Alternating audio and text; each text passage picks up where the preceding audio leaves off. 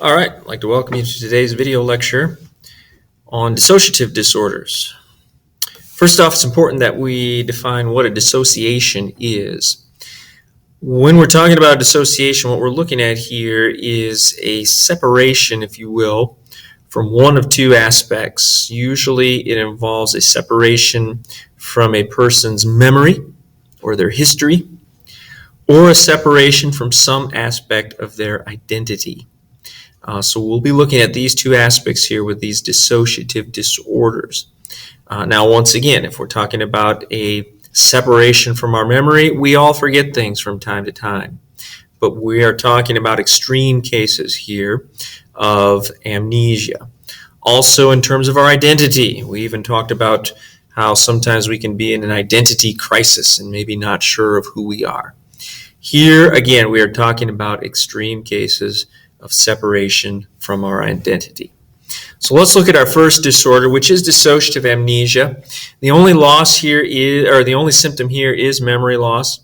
It tends to be selective, especially surrounding traumatic events. So people still know who they are. They know most of their past, but just the events surrounding that one trauma is what they tend to forget. So say someone was a victim perhaps of a violent crime. They may, as Freud would say, suppress those memories about those specific events involving the crime. They may still know who they are, they know their identity for the most part, but just those specific events. Usually, once the trauma of the event wears off, the memories return. Another example of a dissociative disorder is a dissociative fugue. In this case, what one experiences is an identity replacement. So these are individuals who may have one identity, they're living one life, but swap that identity for another. While they are living that new identity, they have no recollection of their former life. We call this a fugue state. So take someone, maybe a guy who was a teacher in New York City, but then left that life completely. Maybe moved down to Miami to become a bartender. And while he was in Miami tending bar, he had no recollection of his job, his family, his life in New York City. We call this a fugue state. Probably the disorder that receives the most attention, but it's also the most rare and controversial, is dissociative identity disorder. This used to be known as multiple personality disorder. Just as the name implies, here we are experiencing a separation from one's identity or personality. So it is classified when a person exhibits two or more distinct personality at different times. So one moment I'm here interacting with you as Mr. De Leon, the 42-year-old social studies teacher, and then the next moment I switch my identity to, Billy Jones, a 5-year-old Little League baseball player. And then I switch again to Martha Smith, a 30-year-old housewife. These personality shifts are what distinguish DID, or dissociative identity disorder. There is some controversy regarding this as to whether or not these shifts are real or if it's more about gaining attention. We call this a secondary gain by switching these personalities.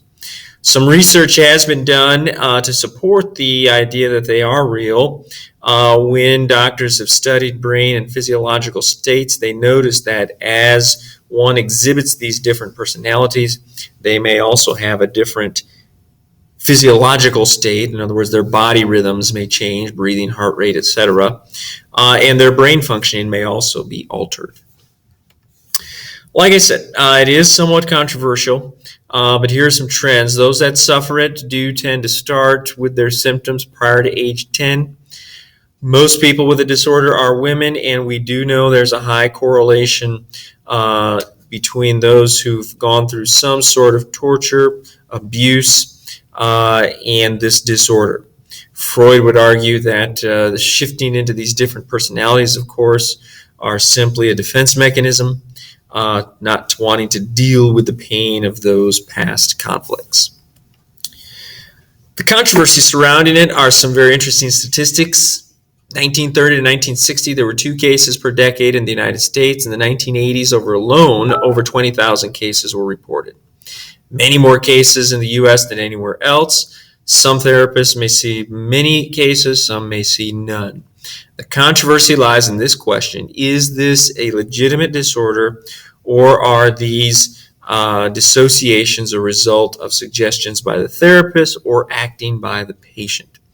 One would account the reason for the major jump here in the 1980s was a movie entitled Sybil that came out, won many awards, many accolades. It was a story, a fictional story of a young girl who had experienced abuse as a child and had exhibited many forms of different personalities.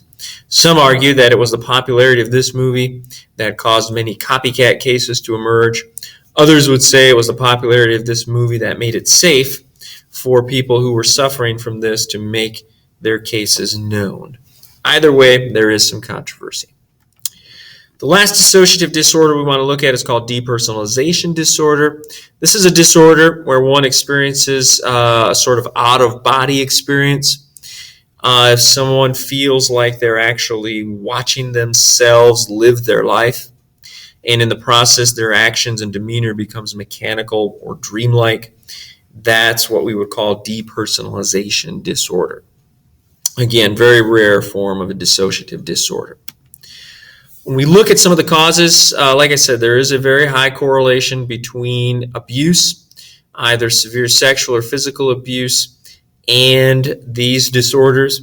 Freud would argue, again, from a psychoanalytic perspective, that we subconsciously repress, displace these pains and conflicts with the various dissociations. There is also some evidence for the diathesis stress model, where there may be individuals who are predisposed biologically towards this behavior, and then when that stress in their life occurs, and particularly abuse, that's when you see the evidence of these disorders. Okay? So that'll do it for dissociative disorders. Be ready to discuss this and analyze case studies in class. Thank you.